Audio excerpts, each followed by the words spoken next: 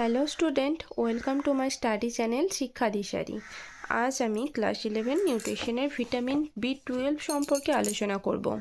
দেখো আগের দিন কিন্তু আমাদের ভিটামিন বি9 বা ফলিক অ্যাসিড সম্পর্কে আলোচনা করে দিয়েছি। তো আজকে আমাদের টপিক হচ্ছে ভিটামিন বি12। প্রথমে জানবো ভিটামিন বি12-এর রাসায়নিক নাম কি। দেখো, ভিটামিন বি12-এর রাসায়নিক নাম হচ্ছে কি সায়ানোকোবালামিন। এটা হচ্ছে ভিটামিন বি12-এর রাসায়নিক নাম। তাহলে প্রথমেই আমাদের জানতে হবে কি এর বৈশিষ্ট্য কি। এটি একটি লাল রঙের কেলাস, এটি জলে দ্রবণীয়। এই ভিটামিনে কোবাল্ট উপস্থিত। এই যে পয়েন্টটা তোমাদের আমি বললাম না, যে এই ভিটামিনে কোবাল্ট উপস্থিত, তাই তার নামকরণ সায়ানোকোবালামিন। এই যে কোবাল্ট উপস্থিত, এই কোয়েশ্চেনটা তোমরা কিন্তু খুব ভালো করে নোট করে রাখো। পরীক্ষায় কোয়েশ্চেন এইভাবে আসে যে কোবাল্ট দেখা যায় কোন ভিটামিনের মধ্যে। চারটে অপশান থাকতে পারে, বা তোমাদের শর্ট ওয়ান লাইনের যে কোয়েশ্চেনগুলো হয় সেই রকম কোয়েশ্চেন দিতে পারে যে কোবাল্ট উপস্থিত কোন ভিটামিনে। তাহলে কোন ভিটামিন হবে? তোমাদের উত্তর হবে কি ভিটামিন বি12। তোমরা ভিটামিন বি12 লিখতে পারো এবং ব্র্যাকেটে সায়ানোকোবালামিন লিখে দিতে পারো, তাহলে তোমাদের অ্যান্সারটা খুব পারফেক্ট হয়ে যাবে। ওকে, তারপর দেখো 4 নম্বর বৈশিষ্ট্য কি, আণবিক ওজন প্রায় 1500। আর সূর্যালোকের উপস্থিতিতে এই ভিটামিন নষ্ট হয়ে যায়, আর ক্ষার এবং অম্ল দ্রবণে এই ভিটামিনের সক্রিয়তা নষ্ট হয়ে যায়। তাহলে এইগুলো গেল বৈশিষ্ট্য। এরপর আমি আসছি উৎস। এই যে রাসায়নিক গঠন এখানে তোমরা দেখতে পাচ্ছ, আমি রাসায়নিক গঠনগুলো কিন্তু একটুখানি এগুলো আমি পেরিয়ে যাচ্ছি, কারণ এগুলো তোমাদের এতটা মনে রাখার দরকার নেই। তোমরা উৎসটা মনে রাখবে। উৎস হচ্ছে ভিটামিন বি12-এর উদ্ভিজ উৎস হচ্ছে উদ্ভিজ খাদ্যে সম্পূর্ণ অনুপস্থিত। এটা কিন্তু উদ্ভিজ খাদ্যে পাওয়া যায় না, যেটা পাওয়া যায় প্রাণীজ খাদ্যে। প্রাণীজ খাদ্যে কোনগুলো? যকৃৎ, মাংস, মাছ, ডিম, দুধ, পনির, এবং সর্বশ্রেষ্ঠ যে উৎস সেটা হচ্ছে যকৃৎ। এখানে হচ্ছে সবথেকে বেশি ভিটামিন বি12 উপস্থিত। ঠিক আছে, তাহলে এটা গেল উৎস। এরপর জানবো আমরা ভিটামিন বি12 সমৃদ্ধ কয়েকটি খাদ্যের নাম আমরা দেখব। এর যে সমৃদ্ধ উৎস যকৃৎ বললাম, যকৃৎ কিসের যকৃৎ? দেখো, ছাগলের যকৃৎ এখানে আছে 120। এটা কি 100 গ্রাম ছাগলের যকৃতে 120 মিলিগ্রাম ভিটামিন বি12 পাওয়া যায়। ভেড়ার যকৃতে 100 গ্রামের মধ্যে 133 মিলিগ্রাম ভিটামিন বি12 পাওয়া যায়। গরুর যকৃতে পাওয়া যায় 118 মিলিগ্রাম বি12। শূকরের যকৃতে পাওয়া যায় 59 মিলিগ্রাম বি12। ওকে, এরপর দেখো ভালো উৎস ছাগলের মাংস। এখানে পাওয়া যায় 100 গ্রাম ছাগলের মাংস যদি আমরা খাই তাহলে 11 মিলিগ্রাম ভিটামিন বি12 আমরা সেখান থেকে পেয়ে যেতে পারি। ভেড়ার মাংসে দেখো 30 মিলিগ্রাম, মাছে আছে কত 23 মিলিগ্রাম, আর মুরগির ডিমে আছে 100 গ্রাম মুরগির ডিমে 11 মিলিগ্রাম, হাঁসের ডিমে 9 মিলিগ্রাম। গুঁড়ো দুধে দেখো, এগুলো মাঝারি উৎস। গুঁড়ো দুধে আছে 2.4 মিলিগ্রাম, গরুর দুধে আছে 0.5 মিলিগ্রাম। স্কিম মিল্ক গরুর দুধ যেটা পাওয়া যায় সেটা হচ্ছে 3.2 মিলিগ্রাম। স্কিম মিল্কটা কি? এটা হচ্ছে মাখন তোলা দুধ, যেখানে আমাদের ফ্যাটটা পুরোটা তুলে নেওয়া হয়। এটা দেওয়া হয় মূলত ওবেসিটি যারা আক্রান্ত, তারপরে কোলেস্টেরল যাদের বেশি আছে সেই সমস্ত ব্যক্তিদের এই স্কিম মিল্ক দেওয়া হয়। এরপর দেখো মহিষের গুঁড়ো, মহিষের দুধ যেটা সেটাতে আছে 0.4 মিলিগ্রাম। ছাগলের দুধে আছে 100 গ্রামের মধ্যে 0.1 মিলিগ্রাম। মাতৃদুগ্ধে আছে 0.02 মিলিগ্রাম। ঠিক আছে, তাহলে এগুলো আমাদের ভিটামিন বি12 সমৃদ্ধ কয়েকটি খাদ্য, এবং সেখানে কতটা করে আছে সেটা আমি তোমাদের বলে রাখলাম। এরপর জানবো আমরা ভিটামিন বি12-এর যে কাজ। দেখো 1 নম্বর কি আছে, লোহিত রক্তকণিকার উৎপাদন, গঠন এবং পূর্ণতা প্রাপ্তির জন্য প্রয়োজন। নিউক্লিক অ্যাসিড সংশ্লেষে অংশগ্রহণ করে, অস্থিমজ্জার উপর প্রভাব বিস্তার করে, শ্বেতকণিকা এবং অণুচক্রিকার সংখ্যা বৃদ্ধি করে।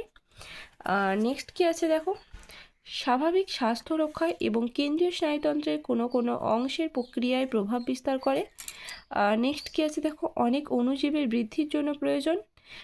6 নম্বর কি আছে, মিথাইল বর্গের জৈব সংশ্লেষে এবং একক কার্বন বিপাকে উৎসেচকের অনুরূপ ভূমিকা পালন করে।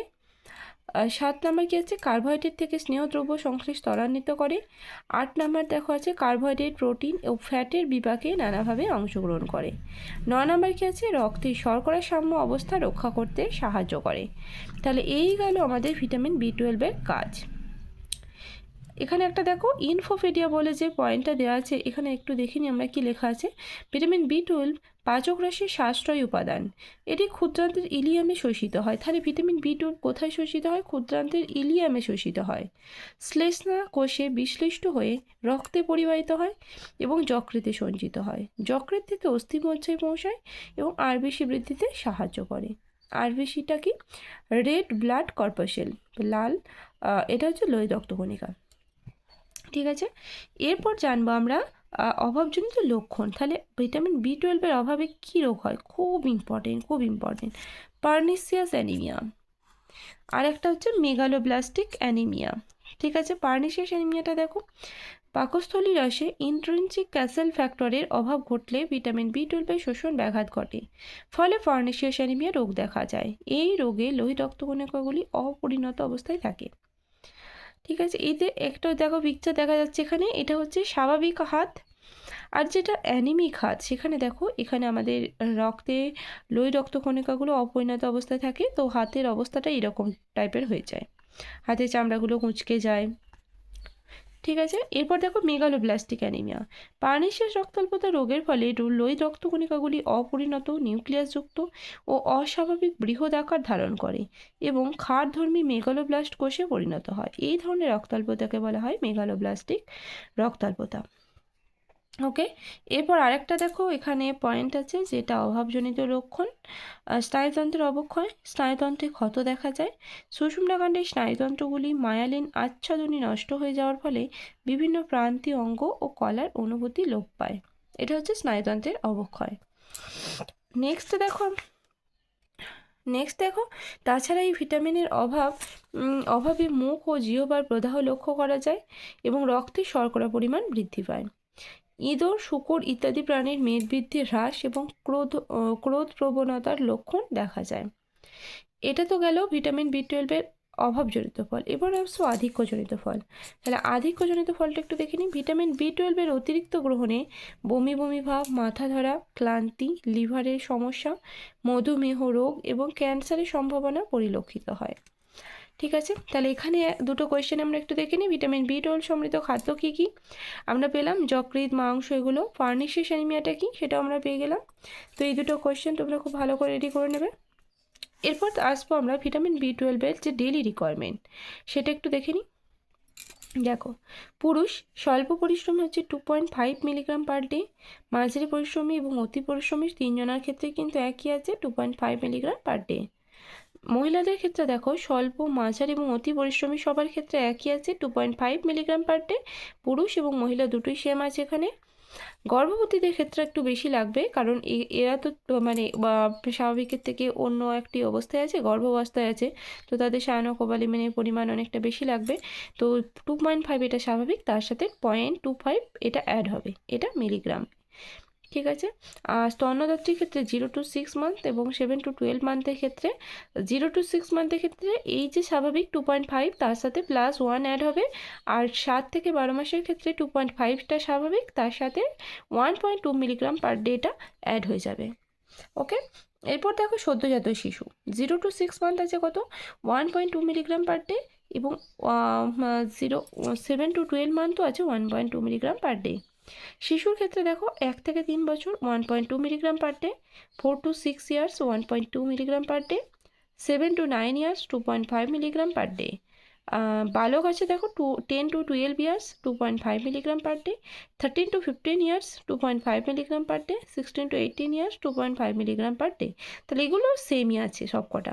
বালিকার ক্ষেত্রেও দেখো 10 to 12, 13 to 15 অ্যান্ড 16 to 18 সবগুলোই সেম আছে 2.5 মিলিগ্রাম পার ডে। তাহলে এটা আমাদের ডেলি রিকোয়ারমেন্ট। তাহলে আজকে আমি কিন্তু ভিটামিন B12টা ওভারঅল আলোচনা করে দিলাম, উৎস, বৈশিষ্ট্য, তারপরে তোমার এর কাজ, অভাবজনিত লক্ষণ, আধিক্যজনিত লক্ষণ, ডেলি রিকোয়ারমেন্ট এবং কোন কোন খাদ্যে ভিটামিন B12 বেশি পাওয়া যায় এবং কতটা পরিমাণে পাওয়া যায়, সেই সমস্ত কিছু আজকে আমি এই ভিডিওতে আলোচনা করে দিলাম। নেক্সট ভিডিওতে দেখা হচ্ছে আমার। নেক্সট ভিডিওতে আমি আলোচনা করব ভিটামিন H বা বায়োটিন সম্পর্কে। আজকের ক্লাস তাহলে আমি এখানেই শেষ করছি। ওকে, থ্যাংক ইউ।